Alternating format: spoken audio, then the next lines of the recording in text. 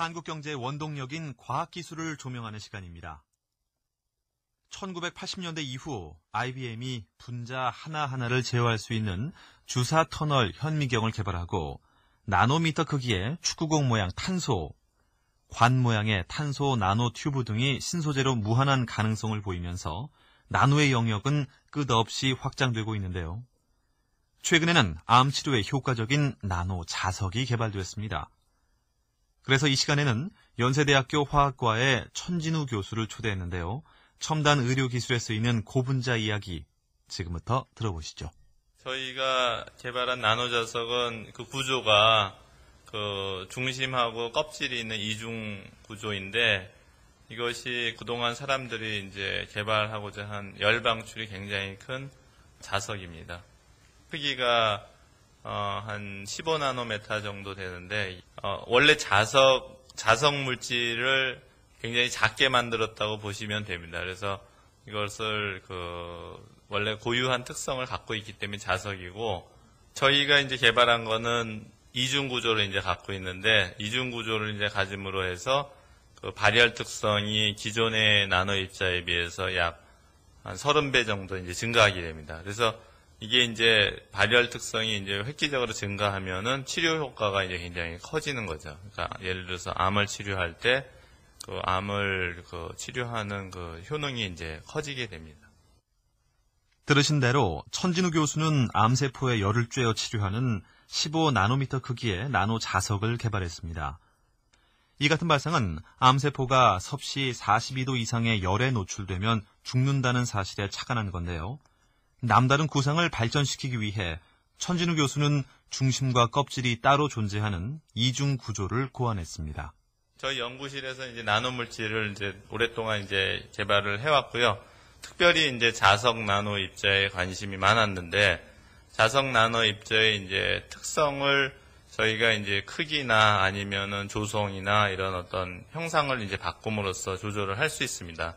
그래서 저희가 이제 특별히 관심이 있었던 것은 자석에서 열이 나오는 건 기존에 알려져 있지만 열 발생이 좀 미미해서 우리가 효과적으로 그 치료나 이런 데 활용하기가 좀 부족했는데 저희가 이런 이중 구조를 만들게 되면은 자석 간의 이런 어떤 그 교환상이라고 그래서 그 물질의 특성이 굉장히 증가하게 됩니다. 그래서 그 결과적으로 이제 그 온열 치료가 보다 쉽게적으로 이제 얻어지는 거죠. 사실 암 치료법에는 항암제나 방사선 치료 말고도 뜨거운 열로 암세포를 태우는 방법이 있습니다.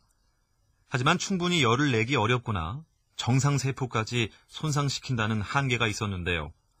천진우 교수가 세계 최초로 개발한 이중구조 나노자석은 두 가지 물질을 조합해 만든 입자로 자기장을 쪼이는 정도에 따라 최대 100도까지 뜨거운 열을 발산합니다. 때문에 암세포를 공격하는 핵심 무기격인 열의 발생량도 기존에 개발된 기술보다 30배나 많아 의료계의 기대를 모으고 있습니다.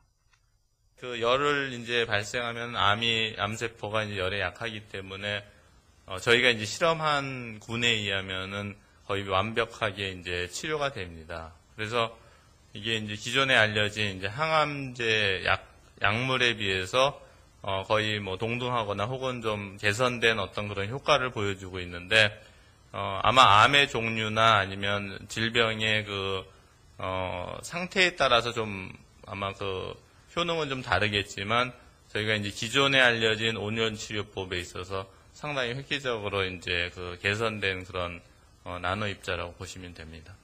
저희가 생각하기에는 나노 입자를 저희가 이제 개발을 했을 때 독성이 없다라는 건 이제 세포 수준에서는 이제 확인이 됐고요.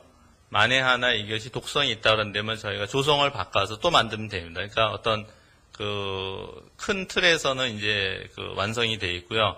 저희가 어떻게 접근을 해서 그러면은 독성 문제가 혹시라도 있으면 그걸 이제 개선하는 방법을 이제 찾아내야 되는 거죠.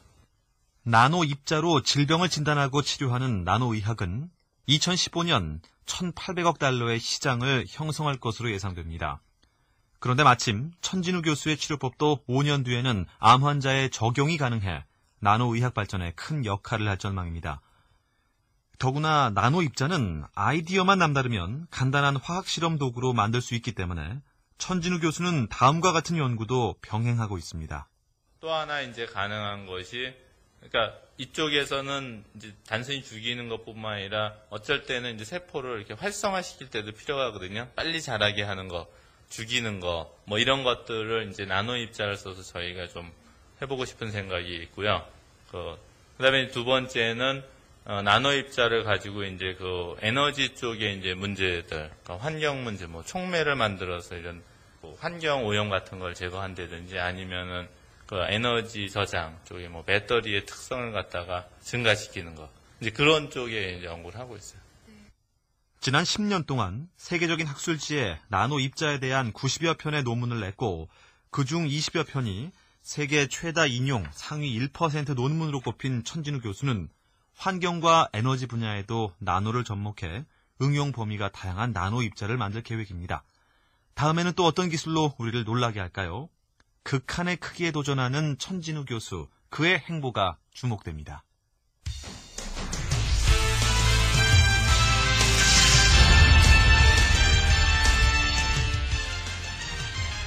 경제투데이, 오늘 순서는 여기서 마치겠습니다. 다음 시간까지 안녕히 계십시오.